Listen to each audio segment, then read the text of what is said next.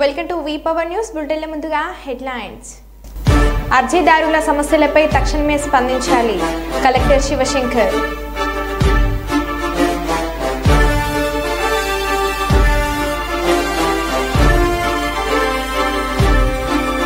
తమ తండ్రి జ్ఞాపకార్థంగా విగ్రహాన్ని ఏర్పాటు చేసి పలువురికి ఆదర్శంగా నిలిచిన కుమారులు.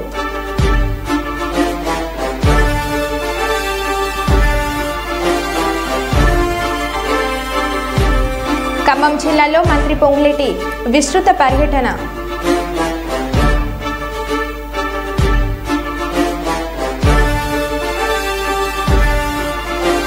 నాగార్జున యాదవ్ను అరెస్ట్ చేసిన కుప్పం పోలీసులు.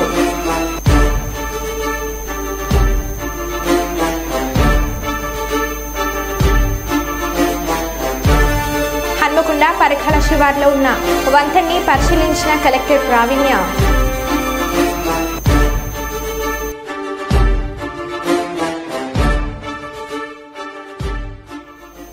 ఇక వివరాల్లోకి వెళ్తే మంత్రి నారా లోకేష్ మాట్లాడుతూ నాడు నేడు అంటూ గత ప్రభుత్వం చేసింది మొత్తం ప్రచార ఆర్భాటమే. 2 విడతల్లో చేసిన నాడు నేడు పనులు మొత్తం అవినీతి నాసిరకం. 2 విడతల్లో పనులు మొత్తం పెండింగ్ పెట్టారు. 3వ విడత అసలు మొదలే కాలేదు. 900 కోట్ల పెండింగ్ బిల్లులు పెట్టి వెళ్లారు. ఖర్చు పెట్టిన దాంట్లో మొత్తం అవినీతి జరిగింది. దానిపైన విచారణ జరుగుతుంది. గత ప్రభుత్వం అస్తవ్యస్త విధానాలతో 72,000 మంది విద్యార్థులు ప్రభుత్వ బడుల నుంచి వెళ్లిపోయారు అని అన్నారు. మొదటి ప్రశ్నకి సమాధానం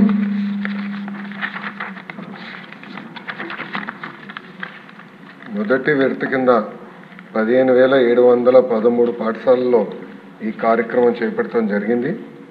కానీ మొదటి విడత పూర్తి చేసడానికి ఇంకొక 880 కోట్ల 39 లక్షల రూపాయలు అవసరం ఉంది.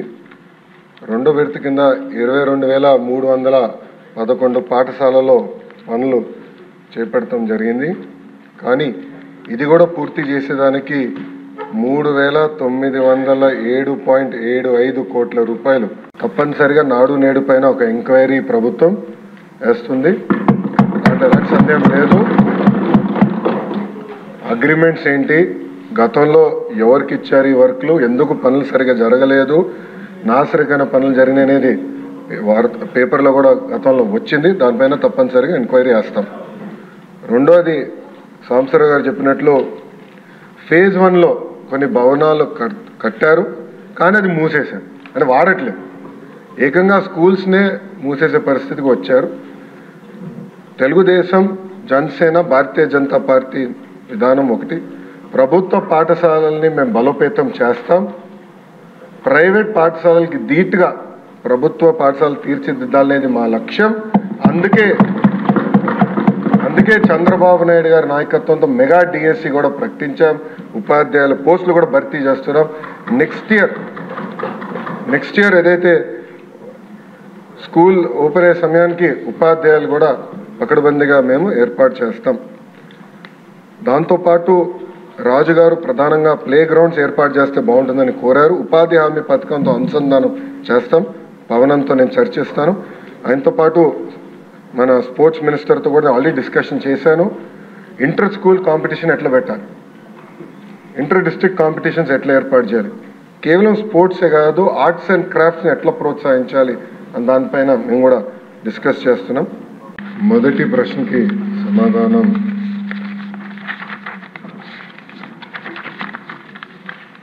మొదటి విడత కింద 15,713 పాఠశాలల్లో ఈ కార్యక్రమం చేపట్టడం జరిగింది. కానీ మొదటి విడత పూర్తి చేసడానికి ఇంకొక 880 కోట్ల 39 లక్షల రూపాయలు అవసరం ఉంది. రెండో విడత కింద 22,311 పాఠశాలలో పనులు చేపట్టడం జరిగింది. కానీ ఇది కూడా పూర్తి చేసేదానికి 3,907.75 కోట్ల రూపాయలు. ఛత్తీస్గఢ్ రాష్ట్రంలోని ఆర్లపెంట పంచాయతీ కిస్తారం గ్రామానికి చెందిన రవ్వ భీముడు కొన్ని నెలలుగా అనారోగ్యంతో బాధపడుతున్నాడు. తీవ్ర అస్వస్థకు గురికావడంతో కుటుంబ సభ్యులు భద్రాచలం ప్రైవేట్ ఆసుపత్రిలో చేర్పించారు. ఖర్చులు పెరగడంతో కుటుంబ సభ్యులు భద్రాచలం ప్రైవేట్ ఆసుపత్రి నుండి చికిత్స కోసం రోగిని బైగాకు తీసుకువెళ్లారు. కొన్ని రోజుల పాటు చికిత్స అనంతరం రోగి మృతి చెందాడు. మృతదేహాన్ని స్వగ్రహం ఆర్లపెంటకు తీసుకురావాల్సి వచ్చింది. తిగాన్పల్లి నుంచి స్వగ్రామం ఆర్లపెంట పంచాయతీ కిస్తారం వరకు కల్వట్టు దాటేందుకు 20 కిలోమీటర్ల అడవి మార్గంలో నడిచి మృతదేహంను తీసుకొని వెళ్లారు.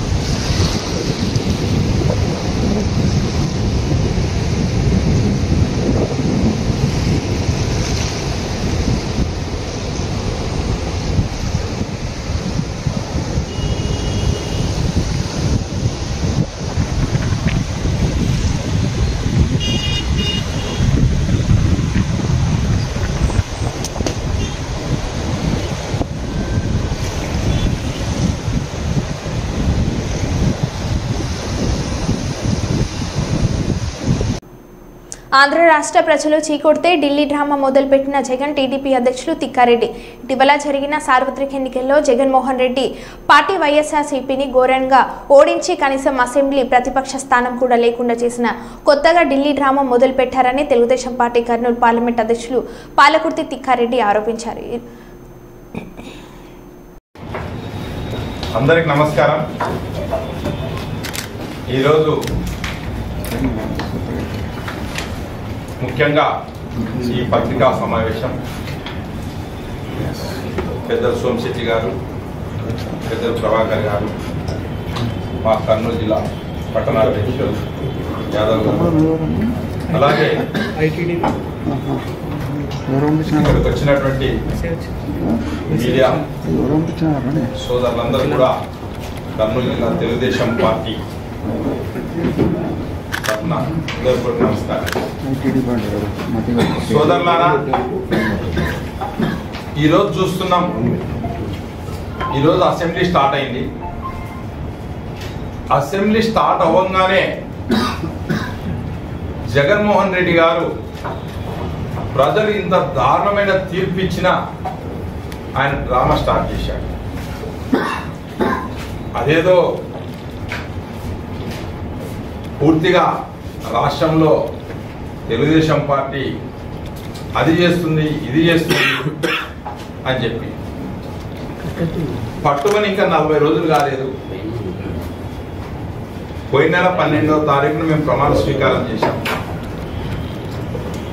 అంటే ఈ రోజుకి దాదాపుగా 40 రోజులు అవుతుంది ఇంచుమించు.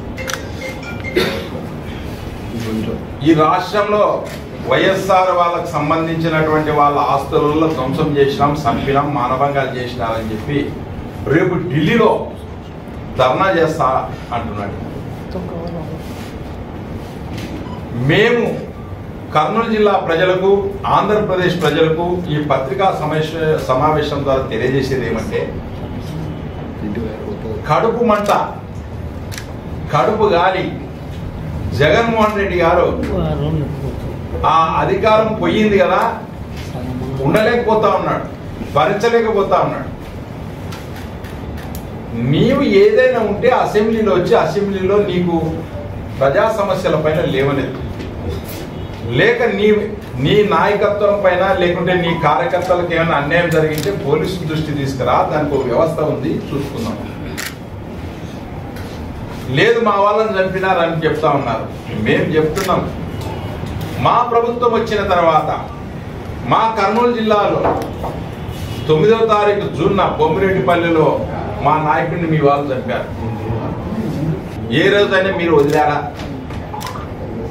ఈరోజు ఆడిన మాట ప్రకారం మేము పెన్షన్లు 3 నుంచి 4 వేల రూపాయలు చేస్తామని చెప్పినాం. అది ఏప్రిల్, మే, జూన్ కలుపుకొని ఇచ్చేసినాం. 1వ తారీఖున ఇచ్చేసినాం.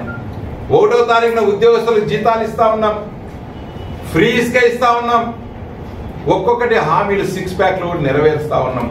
వాటిని తట్టుకోలేక జగన్మోహన్ రెడ్డి గారు రేపు ఢిల్లీలో పోయి అబ్బో అన్యాయం జరిగింది, అయ్యో అన్యాయం జరిగింది. ఈరోజు ప్రజలు చూస్తా ఉన్నారు, ప్రజలు గమనిస్తా ఉన్నారు, మేధావులు గమనిస్తా ఉన్నారు. అయ్యా కనీసం మాకు ఇంక ఎక్కడ ఏముందో తెలీదు. ఐఏఎస్ ఐపీఎస్లు ట్రాన్స్ఫర్లు కాలే, ఆర్డీఓలు ట్రాన్స్ఫర్లు కాలే, ఎస్ఐలు ట్రాన్స్ఫర్లు కాలే. నీవు వేసిన యంత్రాంగంతోనే మేము పనిచేస్తా ఉన్నాం. ఇంకా నీవు ఇచ్చినటువంటి యంత్రాంగంతో పనిచేస్తా ఉన్నాం. మేమెక్కడ చేస్తాం నాయనా చెప్పండి? మా కార్యకర్తలు చచ్చిపోతున్నారు, మా కార్యకర్తల్ని సెక్యూరిటీ గన్మెన్లే తీర్చుకోలేకపోతున్నాం. నీకున్నటువంటి సెక్యూరిటీ గన్మెన్లే నీకున్నారు. ఇవన్నీ నువ్వు మర్చిపోయి ఇవన్నీ నువ్వు చేసుకొని మాట్లాడితే మాత్రం చాలా తప్పై. రేపు నువ్వు ఢిల్లీలో చేసేది కేవలం రాజకీయ కుట్ర. ఆంధ్ర ప్రజలు గొంతు కోసేదానికి నీవు రేపు డ్రామా ఆడబోతున్నావు, రేపు రాజకీయ నాటకం ఆడబోతున్నావు. అంటే ఆంధ్రప్రదేశ్ ప్రజానీకానికి, ఆంధ్రప్రదేశ్ యువతకు ఉద్యోగాలు కానీ, ఇక్కడ వచ్చే ఫ్యాక్టరీలు కానీ, పెట్టుబడులు కానీ రావద్దని నీకు చెప్పేదానికే నీవు పోతున్నావు తప్ప వేరేది ఏమీ కాదు. ఇంకా 5 సంవత్సరాలు ఉండేది ఎలక్షన్. ఆ రోజు మేము మంచి చేయకపోతే ప్రజలు మేనిఫెస్టో చేస్తారు. కనీసం మేము ఎంత ఏముంది? హన్మకొండలో వర్షాల కారణంగా దెబ్బతిన్న హన్మకొండ జిల్లా నడికుడ మండలం కంటాత్మకూర్ గ్రామ శివార్లో నిర్మాణంలో రోడ్డు, అదేవిధంగా పరకాల శివార్లో ఉన్న చెలివాగు వంతెనను జిల్లా కలెక్టర్ పి ప్రావీణ్య సోమవారం పరిశీలించారు. కంటాత్మకూర్ వద్ద ఉన్న వాగుల నుండి వరద ఉధృతంగా పోతుండటంతో దెబ్బతిన్న కాజ్వేను కలెక్టర్ సందర్శించి అక్కడి వంతెనను, రోడ్డు నిర్మాణానికి సంబంధించిన వివరాలను ఆర్ఎండ్బిఈ సురేష్ బాబు ఇతర అధికారులను కలెక్టర్ అడిగి తెలుసుకున్నారు. వరద ప్రవాహం గురించి, అక్కడి పంటలకు సంబంధించిన వివరాలను స్థానిక రైతులు కలెక్టర్కు వివరించారు.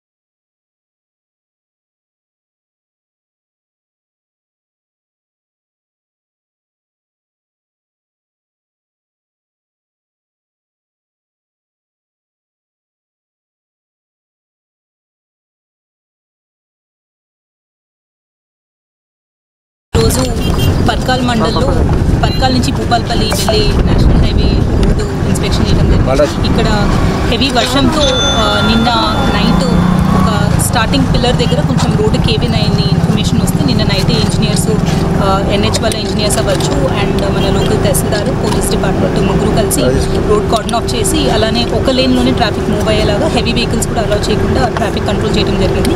ఈరోజు మార్నింగ్ నుంచి ఆ వర్క్స్ కూడా స్టార్ట్ అయినాయి అండ్ కంపాక్షన్ చేసి ఈ రోడ్డు లేటెస్ట్గా ఈరోజు ఈవినింగ్ కల్లా ఫుల్ షేప్లో రిస్టోర్ చేసే ప్రయత్నం. దీంతో పాటు నడికుడ మండల్లో కంటాత్మకూర్ లో లైన్ కాస్వే ఏదైతే ఉందో అక్కడ డైవర్షన్ రోడ్ ఏదైతే క్రియేట్ చేశారో అది డిస్ట్రాయ్ అయినట్టు ఇన్ఫర్మేషన్ వచ్చింది. అది కూడా ఇన్స్పెక్ట్ చేశాము అండ్ వాటర్ లెవెల్స్ తగ్గిన తర్వాత ఆ రోడ్ వర్క్స్ కూడా కమెన్స్ అవుతాయి అనేది తెలియజేస్తున్నాము. అండ్ ఇప్పటి వరకు మనకి దాదాపు ఒక 40 mm రెయిన్ఫాల్ వచ్చింది. ఎక్కడ కూడా మేజర్ ఇబ్బందులు ఏం లేవు. అండ్ అదేవిధంగా మనము హెల్త్ డిపార్ట్మెంట్కి ఆశా వర్కర్స్ ఏఎన్ఎంస్ అందరూ కూడా ఫీల్డ్లో అందుబాటు ఉండాలి అని ఇన్ఫర్మేషన్ ఇవ్వడం జరిగింది. వాళ్ళు ఇంటింటికి వెళ్ళి ఏమైనా జ్వరాలు కానీ ఏమైనా ఉంటే అవన్నీ కూడా పబ్లిక్కి అందుబాటులో ఉండాలి అని చెప్పి తెలియజేశాము. దాంతోపాటు మన శానిటేషను ప్లస్ అలానే డిలాపిడేటెడ్ బిల్డింగ్స్ ఏమైనా ఉంటే పంచాయతీరాజ్ డిపార్ట్మెంట్ మున్సిపల్ డిపార్ట్మెంట్ కూడా చెప్పడం జరిగింది. దట్ వర్షం తగ్గింది కాబట్టి ఇప్పుడు బురద కానీ సిల్ట్ ఇవన్నీ క్లియర్ చేసుకోవాలి అని. అండ్ ఎవరు కూడా ఇంకా నెక్స్ట్ 2-3 days కూడా మనకి పాత బిల్డింగ్స్లో ఎవరు ఉండదు అనేది రిక్వెస్ట్ చేస్తున్నాము. ఎందుకంటే తడిగోడలు కూలే అవకాశం ఉంటుంది కాబట్టి ఇంకొక నెక్స్ట్ 72 hours వరకు కూడా రిలేటివ్స్ ఇంటూ కానీ చుట్టాల ఇంటికి కానీ అట్లా వెళ్ళాలి అని కోరుతున్నాము. అండ్ పంచాయత్ డిపార్ట్మెంట్ నుంచి కూడా ఇదే ప్రయత్నాలు చేస్తున్నాము. అండ్ నెక్స్ట్ 24-48 hours కూడా మేము అలర్ట్గా ఉంటున్నాము. అన్ని డిపార్ట్మెంట్స్ కూడా ఫీల్డ్లో ఉండి అలర్ట్గా ఉండాలనేది రిక్వెస్ట్ చేస్తున్నాము.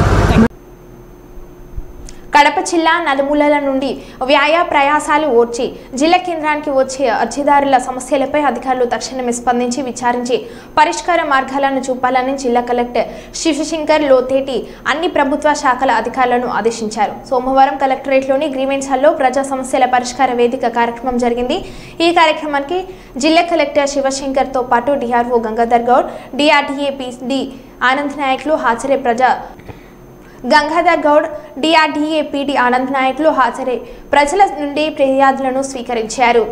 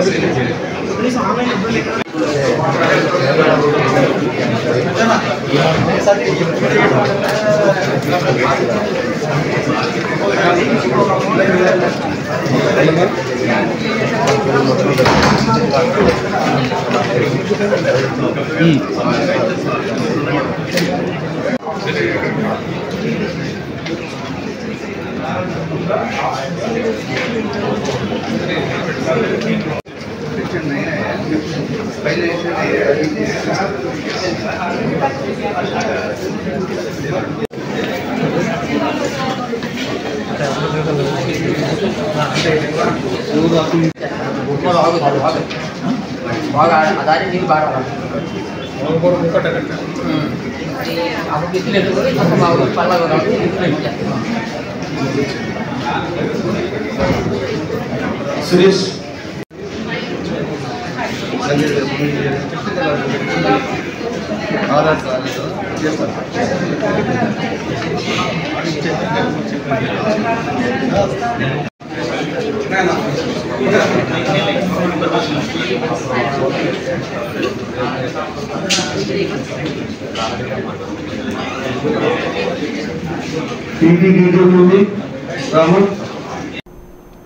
సీఎం చంద్రబాబుపై వైసీపీ రాష్ట్ర అధికార ప్రతినిధి నాగార్జున యాదవ్ అనుచిత వ్యాఖ్యలు చేయడంతో పలువురు టీడీపీ నేతలు పోలీసులకు ఫిర్యాదు చేశారు. ఈ నేపథ్యంలో నాగార్జున యాదవ్ను కుప్పం పోలీసులు నిన్న రాత్రి అదుపులోకి తీసుకున్నారు. కాగా ఈ నెల 25వ తేదీ వరకు నాగార్జున యాదవ్ను అరెస్ట్ చేయకూడదని హైకోర్టు ఆదేశించడంతో కుప్పం పోలీసులు 41A నోటీసులు జారీ చేశారు. అనంతరం కుప్పం సరిహద్దులోని తమిళనాడు బార్డర్లో బందోబస్తు నడుమ నాగార్జున యాదవ్ను వదిలిపెట్టారు. ఎందుకు అరెస్ట్ చేశారని నాగార్జున యాదవ్ను కర్నూలు కలెక్టర్ కార్యాలయంలో సునయన ఆడిటోరియంలో సోమవారం నిర్వహించే ప్రజా ఫిర్యాదుల పరిష్కార వేదిక కార్యక్రమం మధ్యాహ్నం 2 గంటల వరకు నిర్వహించాలని జిల్లా అధికారులందరూ ఉండాలని కోరుతూ ఫిర్యాదులను పట్టుకొని ప్రజా ఫిర్యాదుల పరిష్కార వేదిక ముందు కూర్చొని చూపారు. జిల్లా కేంద్రంతో పాటు జిల్లా నలుమూలల నుంచి సమస్యలను చెప్పుకునేందుకు వస్తే అధికారులు ఎవరూ లేకపోవడం బాధాకరమని అన్నారు.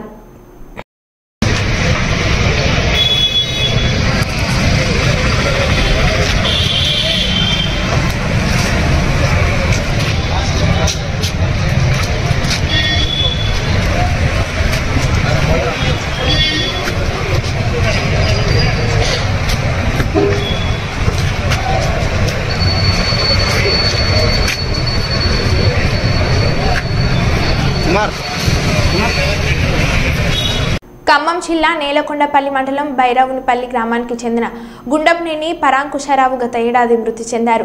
తండ్రి జ్ఞాపకార్థంగా ఆయన కుమారులు రామచంద్రరావు, లక్ష్మణరావులు ఆంధ్రప్రదేశ్ రాష్ట్రంలోని ఎన్టీఆర్ జిల్లా తిరువూరులో తండ్రి పరాంకుశరావు సహజీవంగా నిలిచి ఉన్నట్లు సహజత్వం ఉట్టిపడేలా విగ్రహాన్ని తయారు చేయించి తమ పొలం వద్ద ప్రత్యేకంగా నిర్మించిన గదిలో ఏర్పాటు చేశారు. రోడ్డు పక్కనే విగ్రహాన్ని ఏర్పాటు చేయడంతో అటువైపుగా వెళ్లేవారు విగ్రహాన్ని ఆసక్తిగా చూస్తున్నారు. తండ్రిపై ఇంత ప్రేమను చూపుతున్న కుమారులను గ్రామస్తులు అభినందిస్తున్నారు.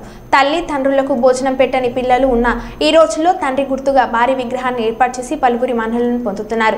తండ్రి కుమారుల ప్రేమానురాగాలకు ప్రతీకగా ఈ విగ్రహం నిలుస్తుంది. ఈ విగ్రహాన్ని చూసినప్పుడల్లా తన తండ్రి ఆత్మ సజీవంగా ఉన్నట్లు అనుభూతి కలుగుతుందని కుమారులు రామచంద్రరావు, లక్ష్మణరావులు చెబుతున్నారు.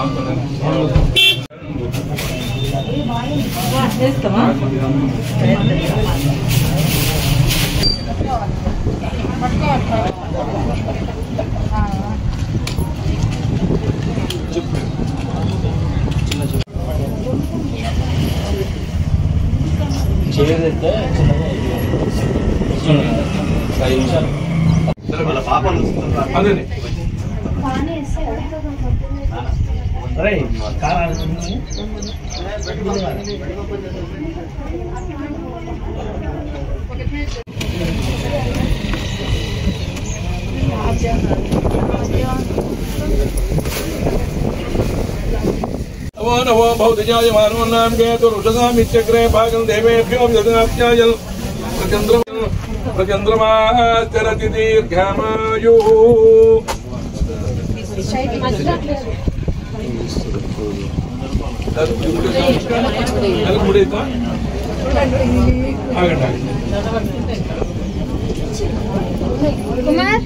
కుమార్ సరిపోయిందా ఇప్పుడు ఏమంటారా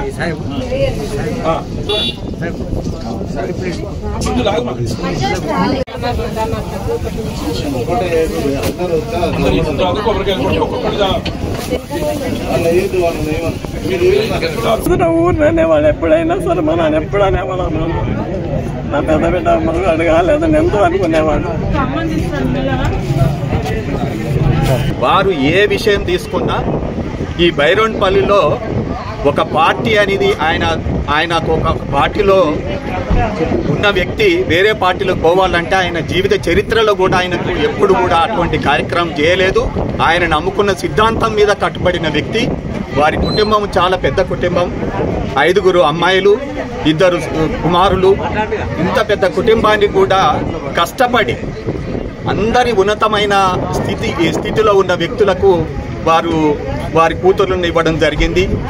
వారి యొక్క సంకల్పం చాలా గొప్పది. తర్వాత ఎవరు ఎన్ని మాట్లాడినా ఆయన నమ్ముకున్న సిద్ధాంతాన్ని తప్పితే మాత్రము ఇంకొకరికి ప్రలోభాలకు లొంగే వ్యక్తి కాదు, భయపడే వ్యక్తి కాదు. ఒక సందర్భంలో కూడా వారి విషయం గురించి వేరే వ్యక్తులు చెప్తుంటే నేను విన్న సందర్భం ఏంటంటే, ఇక్కడ కమ్యూనిస్టులకు పేరున్న గ్రామం ఇది. అయినా వారితోని సిద్ధాంతపరంగానే మాత్రం కానీ వ్యక్తిగతంగా ఎప్పుడు కూడా దివిషన్లు చేయలేదు. ఆయనే ఇబ్బందులకు లోనయ్యాడు. ఒక దశలో ఆయనని ఇంట్లో పెట్టి అతన్ని స్మాష్ చేయాలి, అతన్ని ఏదో ఒక డ్యామేజ్ చేయాలని ఒక సంకల్పంతో వచ్చినా కానీ భయపడకుండా వారి నుండి పక్కకు తొలగించుకొని ఆయన ప్రయత్నంతో ఆయన వెళ్ళడం జరిగింది. అటువంటి గ్రామంలో ఎవరితోనూ కూడా ఇప్పటి కూడా కమ్యూనిస్టులు కానీ, కాంగ్రెస్ వారు కానీ, తెలుగుదేశం కానీ వారు ఎవరన్నా కానీ అందరితోని ఒక ఫ్రెండ్షిప్గా, ఒక మంచి ఆప్యాయతగా ఉన్న వ్యక్తి. తర్వాత తన దృష్టిలో ప్రాముఖ్యంగా ఆయన ఏంటంటే, ఎవరైతే కుమారులు అమ్మా నాన్నకు అన్నం పెట్టరో అటువంటి వ్యక్తులని మాత్రం అతను సహించే వ్యక్తి కాదు. ఆయన అతన్ని పిలిపించి ఆయన తోచిన విధంగా న్యాయం, ఎవరు కూడా కన్న తల్లిదండ్రులను మీరు ఇబ్బంది పెట్టొద్దు, వాళ్ళకు మంచిగా చూసుకోవాలని చెప్పి వాళ్ళని దొబ్బులు ఆడించి వాళ్ళలో సయోధ్య గురించి, కొడుకులకు తండ్రులకు సయోధ్య, అమ్మ నాన్నలకు సయోధ్య గురించి పంపించిన మా మామగారు చాలా ధన్యులు. వారు లేకపోవడం అనేది మాకు కూడా చాలా, మేము కుటుంబ పరంగా మా వదినలు కానీ, మా మద్దళ్ళు కానీ, మా బామ్మర్దులు కానీ మేమెంతో సమానం. మా నాన్నగారు అందుకే గుడి కట్టి నేను రోజు పూజ చేసి దేవుని లెక్క చూడాలని చెప్పి నా సంకల్పంతో విగ్రహాన్ని ఏర్పాటు చేశాను. మరో బులెటిన్లో మళ్ళీ కలుద్దాం. Stay tuned.